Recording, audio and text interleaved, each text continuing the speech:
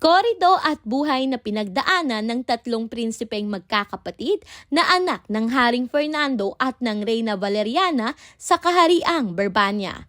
Aralin 28, Ikatlong Utos, Pag-usad ng Bundok, Saknong 1096 hanggang 1128.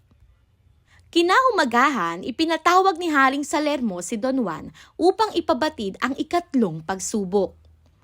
Mahigpit niyang pinaalalahanan ang prinsipe sa ipinangakong pagtupad sa bawat atas. Tugon ni Don Juan, buong katapatan niyang susundin ang lahat dahil nakataya rito ang kanyang dangal at buhay.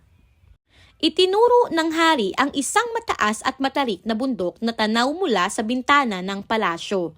Ang ikatlong utos, maiusod ang buong bundok at mailagay ito sa lugar na tinutukoy ng hari, upang ang hangin mula roon ay tuwirang dumanas sa palasyo sa pagsapit ng madaling araw.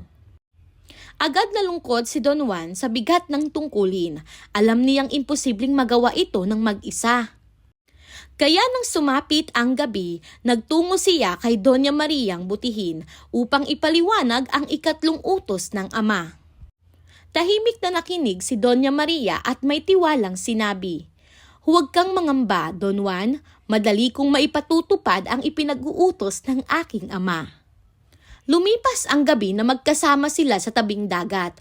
Doon, habang pinapanood ang buwan at mga bituin, tiniyak ni Doña Maria na gagampanan niya ang utos upang hindi mapahamak ang prinsipe.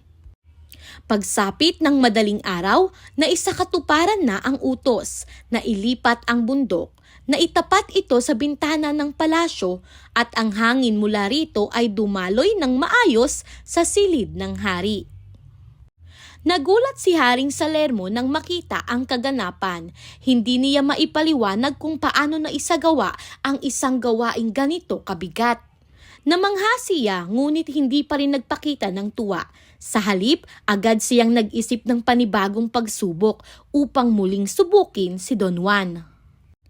Unang tanong, ano ang ipinahihiwatig ng pagtitiwala ni Don Juan kay Doña Maria sa kabila ng bigat ng ikatlong pagsubok? Pangalawa, ano ang matututunan natin sa pag-uugali ni Haring Salermo na patuloy na nagbibigay ng mas mahihirap na hamon kahit nakikita niyang nagtatagumpay si Don Juan?